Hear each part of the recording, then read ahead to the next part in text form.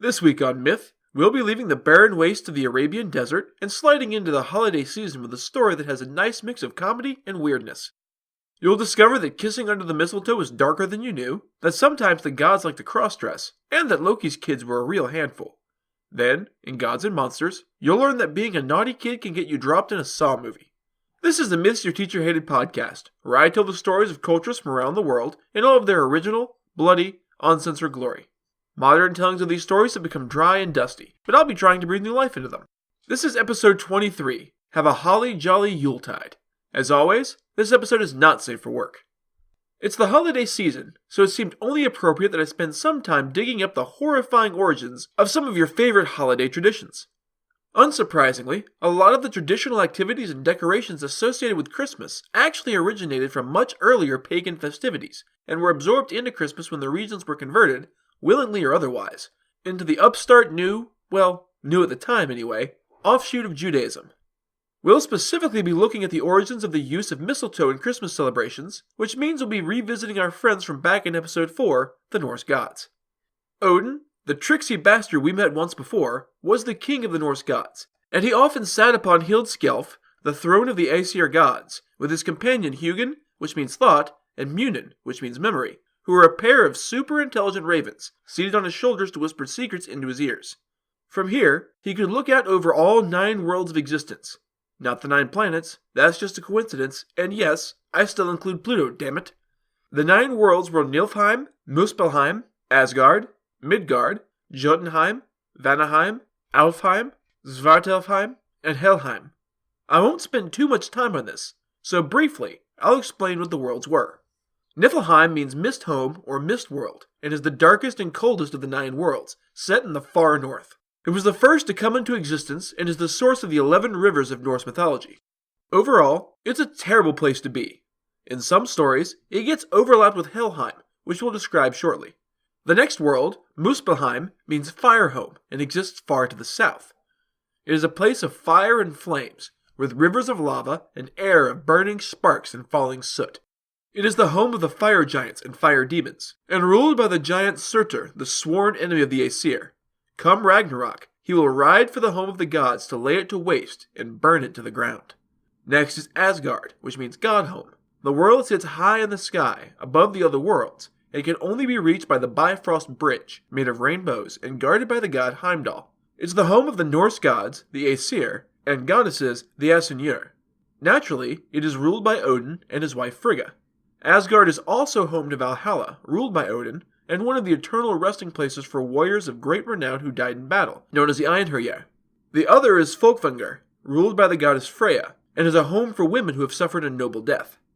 Midgard, which means Middle Earth, and now you know where Tolkien got the name, is the world of mortals. It sits below Asgard, but above other worlds, hence Middle Earth. Here is the connection to the Bifrost Bridge, and the whole of the world is surrounded by a vast ocean which is utterly impassable. In the deep depths live the Midgard serpent, who we met briefly last time. Next, you've got Jotunheim, or Giants' Home. If you listened to the earlier episode, you already know that the Asgardians and the Giants are like the Bloods and the Crips. They fucking hate each other and spend a lot of time killing one another. Jotunheim is a wilderness with rocky plains, deep forests, and rivers. There is basically no farmable land there, so the giants live off the fish and animals living there. The world was, weirdly enough, created from the body of the first giant, Ymir, who was killed by Odin and his brothers, Vili and Ve. Next up is Vanaheim, which means Vanir home. Unsurprisingly, this is where the Vanir, a branch of the old gods, dwell. They are masters of sorcery, magic, and prophecy. The land is hidden, and no one but the Vanir know where it is or what it looks like. The main Vanir in the Norse stories are Njord and his children, Freya and Freyr, who came to live in Asgard after the war between the Aesir and the Vanir ended. 6 down, 3 to go. Alfheim, or Elfhome, is the world of the Light Elves. It's next door to Asgard, which naturally makes them good guys. They are considered to be a kind of guardian angel, ruled over by the Vanir Freyr, and most are minor nature gods, with the power to inspire artists, kind of like the Greek muses. Svartalfheim, which translates to Black Elf Home, is pretty much what you're already picturing. The Black Elves, or what we would call dwarves, live underground, in cave systems, ruled by their king Hreimdar. Like Tolkien says, they are master craftsmen, and made many of the magical objects in the Norse world, including Thor's hammer, the magical ring Draupnir, and Odin's spear Gungnir. Finally we come to Helheim, or the home of the dishonorable dead. The name translates roughly to home of Hel, who was the death goddess who ruled over the place. As is often the case, it was considered to be deep underground. It was not a cheerful place, since only cowards and those who died of age and sickness rather than a glorious, honorable death in battle ended up here. Not all of this will be relevant to the story, but some is, and all of it is interesting. So, Odin is sitting on his throne, which allows him to look over the 9 worlds. His wife, who may also be his daughter because that's how lots of gods roll, Frigga, was the only other being allowed to sit on this honored seat. Frigga was one of Odin's favorite people, since she was the only other being he had ever met as clever and knowledgeable about the future as he was. She had a better attitude about what she saw in the future than Odin, who was often depressed by the certain knowledge of the doom of Ragnarok heading towards all of his people. It was part of why he loved her. Frigga had her own palace, though, known as Fensalir, where she would often sit and spin the clouds to float over Midgard. It was also, in some stories, a home for married couples who wanted to stay together after death, rather than going to the endless battles and parties of Valhalla, where Odin spent most of his time frown-drinking to forget, with the honorable dead and the Valkyries, the choosers of the slain, and refusing to eat ever since he learned about Ragnarok. Frigga and Odin had a son named Balder, who was widely considered to be the most handsome of all the gods. He was a god of truth and light, which is hardly surprising considering both his parents were bastions of knowledge. He was generous, joyful, and courageous, and pretty much everybody loved him. He was everybody's best friend, and he was a genuinely good person. Such a good person, in fact, that he glowed with a holy light from the pure nature of his character. He knew much of herbs and runes, and became a favorite amongst the people of Midgard, where he would wander and teach what he knew. He grew to adulthood and married Nanna Nep's daughter, a nature goddess who doesn't feature in many stories, so not much is known about her. They lived together in Breidablik, and as the home of the god of truth, it was said that no light could pass through the walls of the palace. This made it all the more troubling when Balder began having terrible, ominous nightmares about his own death. Everyone knew about his home's power, so everyone believed him when he told them of his fears about the dreams. If the god of truth said it was an omen, then it was a goddamned omen. That's all there was to it. It's worth noting here that the Norse gods, unlike most pantheons, were not actually immortal. The goddess of eternal youth, Idun, kept a grove of magical golden apples, which kept the gods young and strong, but nothing but their own skill kept them from falling in battle or by treachery. The gods, who loved Balder, asked Odin to look into this and figure out what the hell was going on and how to stop it. Odin leapt on the back of Sleipnir, his magical 8-legged horse, and rode to Hel to consult with a dead seeress he had known in life, who was very knowledgeable in such matters. Even Odin is not permitted to walk the halls of the dead with impunity, as Hel is very jealous of her kingdom, so he did what he always did when he wasn't supposed to be somewhere. He went anyway, but in a sneaky disguise. He made his way on sneaky tippy-toes into the cold, misty halls of the underworld, but something was different. Weird, even. The entire place had been done up for a splendid party, complete with huge tables set out for a magnificent feast. All that was missing was the people and the food. He found the seeress and questioned her spirit. "Hey there, nameless but important prophetess. What's going on here? This is, no offense, not supposed to be a happy place. It's supposed to punish cowards for dying of something stupid, like natural causes. Who's the feast for?" "For a random stranger interrupting me, you're kind of a bastard, especially since you're stuck here with us cowards. Hel is expecting a truly important guest, and she wants to make him feel welcome. It's not often a god dies, and Balder is beloved even down here. He'll make a fine addition to the ignominious dead who weren't crazy enough to run chest first at a sword and meet a quote-unquote glorious end. You're especially going to love how he dies." This, to put it mildly, upset Odin. He raged that he would not allow this to happen, and the seeress realized she was talking to Balder's father in disguise. "Oh, shit. I didn't realize it was you. I mean, it doesn't really change anything, but I might have been a tad less glib about it. On the other hand, you were kind of a bastard to me just now, so it's fitting that your son gets stuck here too. And it's not like you can do anything to me. I'm already dead, so I belong to Hel." Odin would have cursed the gods, but that was him, so he made do with storming out of Hel to stop this atrocity from happening. He went to Asgard to consult with his wife. Frigga, aghast at what Odin had told her, searched the future and saw that it was true, so she summoned all of the Aesir to try and figure out what to do. The problem was that they knew Balder would die soon, but not exactly when or how. The gods began to name off random ways to die, honestly trying to be healthful, but it's a damned long list. "This is getting us nowhere," cried Frigga. "There are too many possibilities to stop them all. Well, what else are we supposed to do, dear? Go around and politely ask everything in existence to not hurt our son? Pretty please the sugar on top? Frigga readied a snappy comeback, but it died on her lips. Actually, that's exactly what I'll do. She ran to the forests, sat at the foot of the trees, and wept, begging them to protect her son. The trees were not without pity, and they did love Balder, so they agreed. She went then to the rivers, and begged that they protect her son. They too loved Balder, so they agreed. Over the course of many days, Frigga traveled over all 9 worlds, and extracted a promise to not hurt her son from everything in existence, from diseases, to weapons, to the gods, to the giants themselves. Everyone loved Balder, even the hated giants, and so everyone agreed. Odin was well and truly impressed. You should never underestimate a desperate woman. The gods couldn't believe it. He's officially the safest son of a bitch ever created. It wasn't long before some asshole decided to test Balder's protection, and threw a rock at him. Not hard enough to kill him, mind you, just sting a little. The rock was thrown true, but at the last second it veered off to the side, missing Balder. This quickly turned into a game, with the gods each trying to outdo the others in finding the most creative form of death to hurl at Balder, only to watch it avoid him in complete defiance of physics. Enter Loki, the trickster god. Loki was the self-appointed god of mischief, and made it his job to knock anyone who got too big for their britches down a peg. He saw the game turning into a form of almost worship, even though it was pretty weird for gods to worship other gods. This is bullshit, he thought. Somebody needs to stir things up a little, and I'm just the asshole to do it. Loki is an odd character, even by the standards of mythology. Nominally considered as one of the gods, he was not one of the Aesir. His father was the giant Farbauti, which means cruel striker, and his mother was Laufey or Nau, depending on the version of the story, and her identity is not specified in the surviving stories. He is the father of Hel, goddess of the underworld, of Jormungand, the world serpent fated to slay Thor in Ragnarok, and who we met briefly in episode 4, and Fenrir, the great wolf who bites off the hand of Tyr, we'll get to that story, and is fated to kill Odin at Ragnarok. You can see why the other gods were wary of him, since Odin knew this destiny. In a very weird twist, he is also the mother of Odin's horse Sleipnir, and yes, I did say mother. We'll cover that too, I promise. It's a weird one. Loki is basically that red pill asshole who is a dick to everyone, but thinks everyone else is the real dick, which justifies him in doing literally anything he wants to them.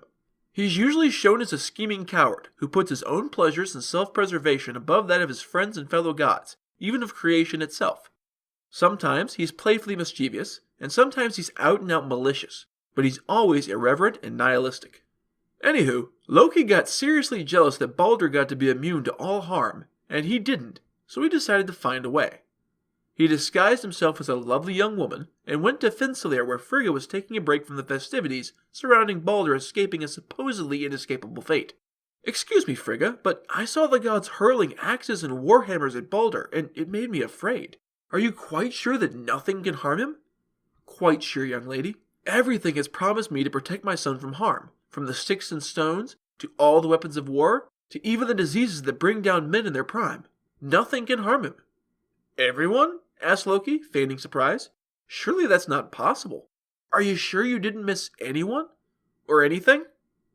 Frigga nodded. I traveled throughout the 9 worlds. I spoke to everyone and everything, even the giants. There was one little plant, growing on the eastern side of Valhalla that I didn't bother to ask, but it's such a tiny thing, weak and small. It couldn't hurt anyone, and it isn't poisonous, so I'm not worried. Other than that, though, yeah, everything promised. I know it seems silly to overlook anything with as dedicated as she was, but this is fate we're talking about. Frigga could see something of the future, and the fates of gods and men, but she couldn't tell them, and she couldn't change anything. Some part of her must have realized that this was dangerous, but her gifts probably didn't give her much choice but to leave one available possibility, that the fate that she and Odin had seen could come to pass. It must be hard to see the future, but be unable to change it. Just ask Cassandra, and if you don't know who that is, you'll be finding out very soon. Loki made a little more small talk, not wanting to be suspicious. Then he left and went straight for the tiny plant. He came to the east side of Valhalla, and there he saw it, a small cluster of mistletoe growing upon a tree next to the ancient hall. It was indeed very small, but he cut a small branch from it anyway, as long as his little finger, and took it away with him. He went home to work in secret for a few hours, and then he went to the sacred playing fields, where the gods were again playing their new favorite game of pin the weapon on the god.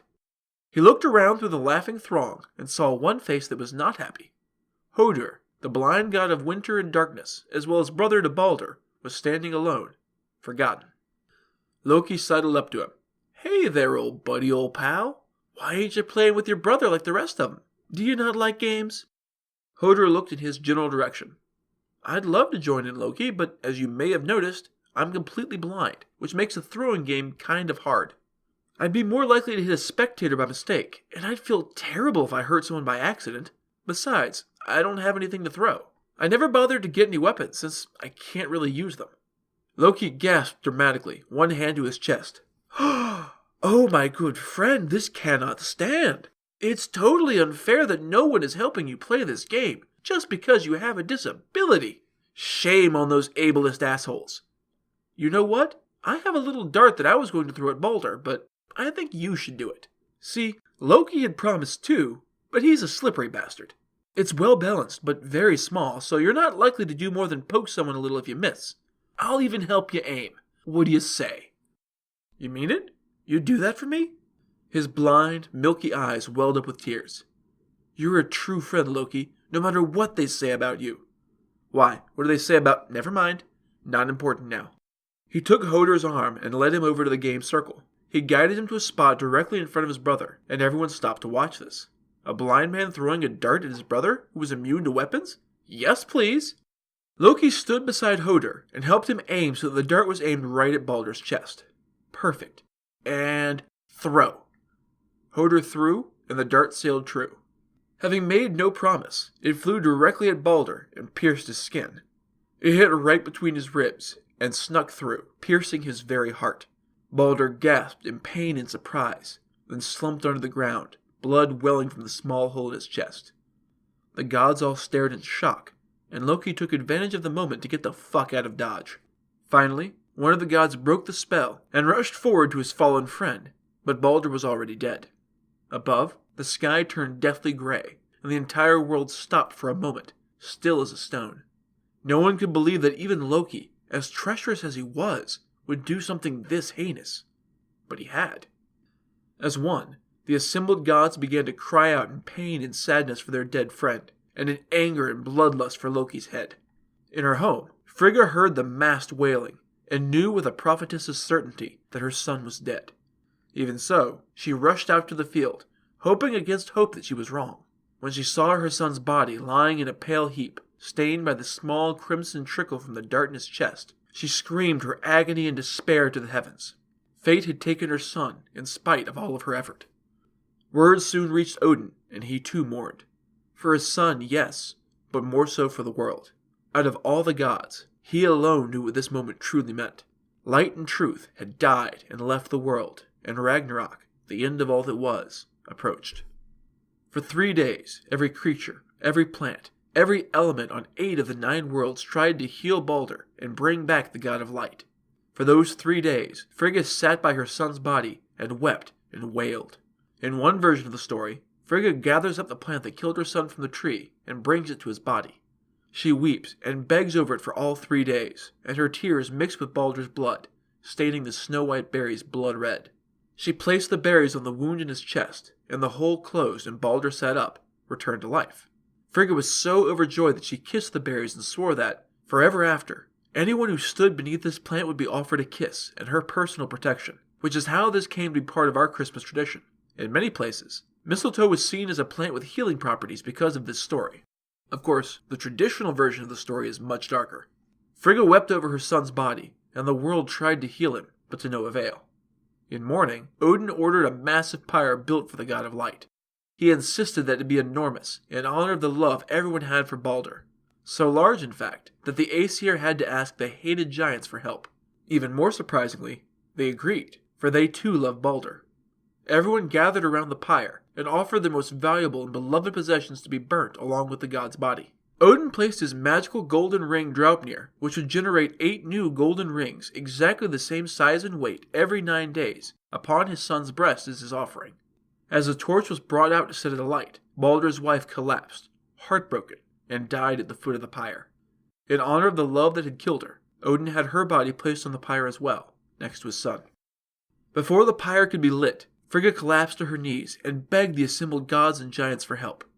"Please, You all loved my son. I know you did, so please, for the love you bear Balder, won't somebody journey to Helheim and petition Hel to release my son? Surely someone amongst all of you is brave enough to try." Everyone shared some awkward glances and some embarrassed foot shuffling before Hermod, an obscure and mostly forgotten son of Odin, stepped forward. "Shame on you cowardly pricks. Am I, a god that pretty much only exists in this one story, the only one willing?" No one said anything, so Hermod scoffed. "Fine. I'll do it. Odin, can I borrow Sleipnir for this long and incredibly dangerous trip into the underworld that I might not return from, especially since I'm essentially the Norse version of a Star Trek redshirt?"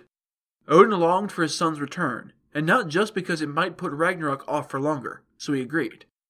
Hermod hopped on the magical horse's back and rode off.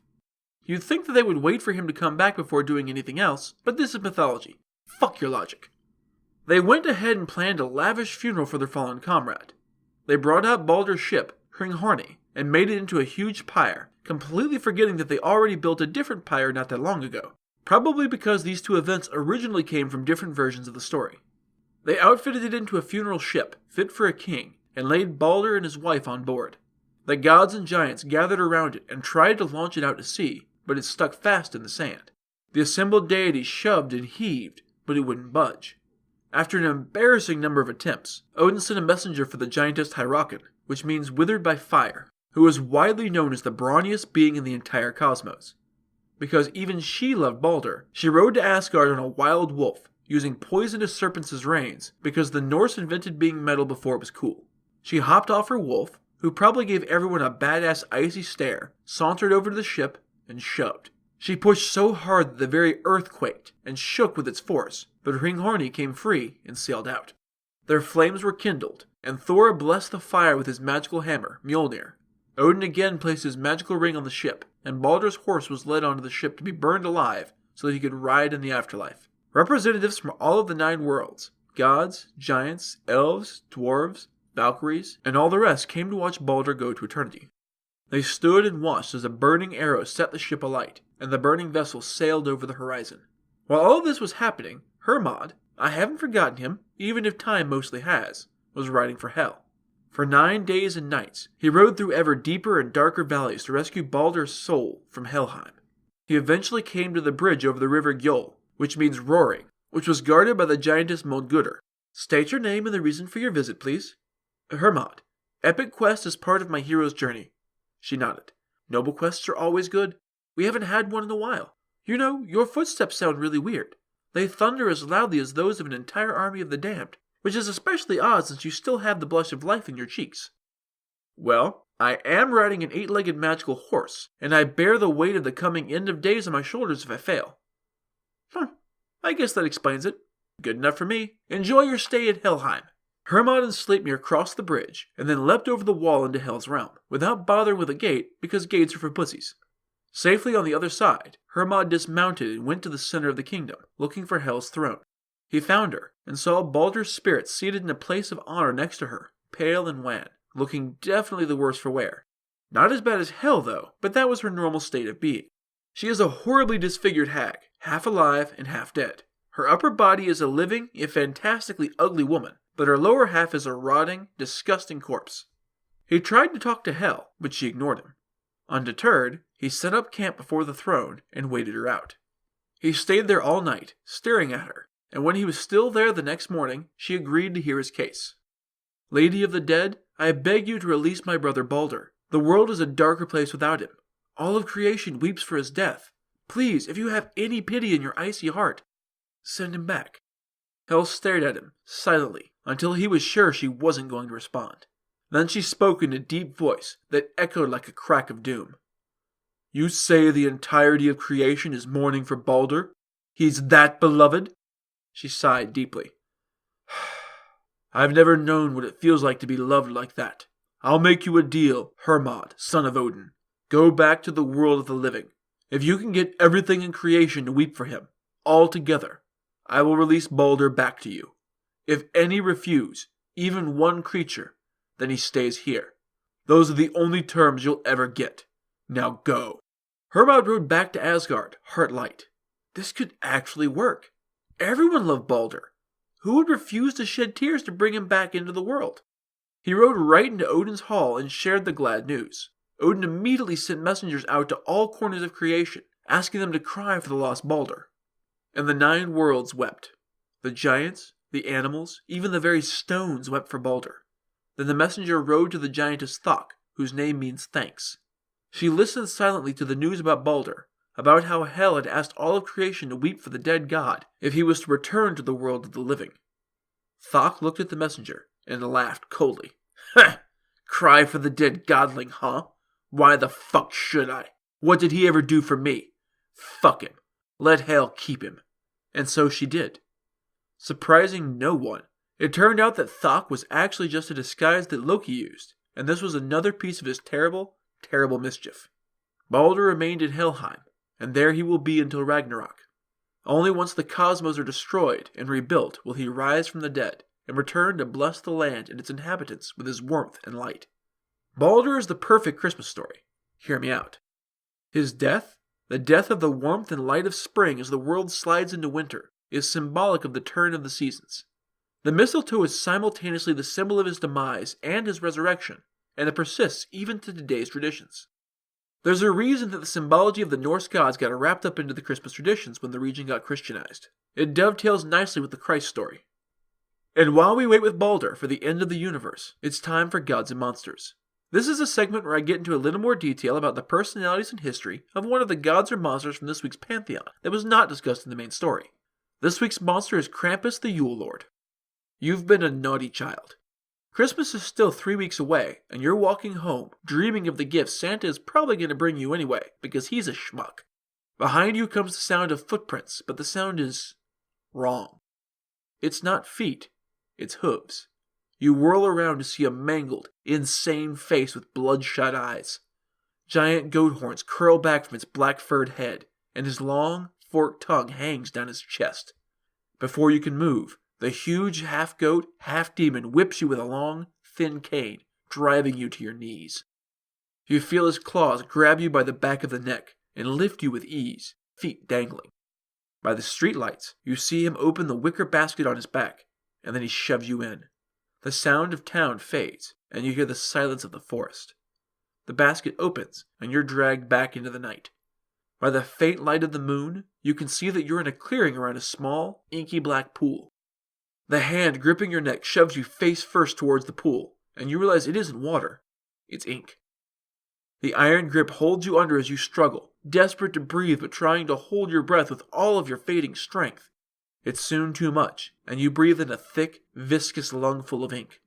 As you drown, you feel fire ignite in your ribs as the demon fishes you out of the ink with a wicked, barbed pitchfork. You die, staring into his evil, laughing eyes. Meet Krampus, St. Nicholas's worser half. Krampus is the bad cop to Santa's good cop in the Germanic tradition, although the demon actually predates Christmas and was only later incorporated into the festivities, much like the mistletoe. By tradition and legend, Krampus shows up on the night of December 5th, known as Krampusnacht, Krampus Night, the day before Nikolastag, St. Nicholas Day, which is the day that German children would traditionally check outside the door to see if gifts or coal had been left in the shoes left out the night before. Santa leaves gifts for the good children, and Krampus leaves coal for the naughty children. For the truly wicked assholes, though, he has a variety of tortures that would make a horror movie blush, including ripping out pigtails, driving children over the side of a cliff, ripping off ears, chaining children in heavy iron shackles to be left for the wolves, and throwing naughty tots on the demonic version of the Polar Express, bound straight for the Lake of Fire. Some versions of the story say that Krampus is the son of Loki's daughter Hel, the goddess of the dead who we just met.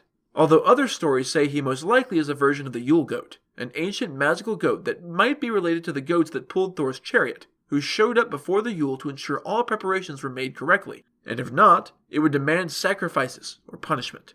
Either way, Krampus is very, very old. In the original pagan tradition, young men would dress up as the terrible beast with fur costumes and carved masks to parade through the village streets, ringing bells, yelling, and generally raising hell. This was usually done on the night of the solstice, around December 21st, the longest night of the year. When Christianity arrived, he became the servant of Santa, doing his dirty deeds, and his night changed. To this day, some towns in Austria, Germany, Hungary, Slovenia, and the Czech Republic still have a Krampus festival where grown men are encouraged to dress up as the demon and parade through the streets, getting good and drunk on schnapps offered by the villagers to keep the beast at bay. They rampage through town, scaring naughty kids and generally having a grand old time. There have been numerous attempts by the church, fundamentalist Christians, and even the Nazis to stamp out Krampus, but all have been in vain. You just can't keep a good demon down. That's it for this episode of Myths Your Teacher Hated. Keep up with new episodes on our Facebook page, on iTunes, on Stitcher, or on TuneIn, or you can follow us on Twitter as @HardcoreMyth and on Instagram as Myths Your Teacher Hated Pod. You can also find news and episodes on our website at mythsyourteacherhated.com. If you like what you've heard, I'd appreciate a review on iTunes. These reviews really help increase the show's standing and let more people know that it exists. If you have any questions, any gods or monsters you want to learn about, or any ideas for future stories that you'd like to hear, feel free to drop me a line. I'm trying to pull as much material from as many different cultures as possible, but there are all sorts of stories I've never heard, so suggestions are appreciated. The theme music is by Tiny Cheese Puff, whom you can find on Fiverr.com. Next time, we'll be lightening the mood a little with a silly fairy tale about a little tailor with an impressive amount of chutzpah, and easily one of the craziest origin stories. It's all about making a positive change in your life, so it seemed appropriate for heading into the new year. You'll learn that killing flies can make you famous, that not all fairy tale princesses are sweet, and that clothes maketh the man. Then, in Gods and Monsters, it's the evil spirit that might sit on your chest, or might join a massive supernatural hunt through the sky. That's all for now. Thanks for listening, and have a happy whatever holiday you celebrate.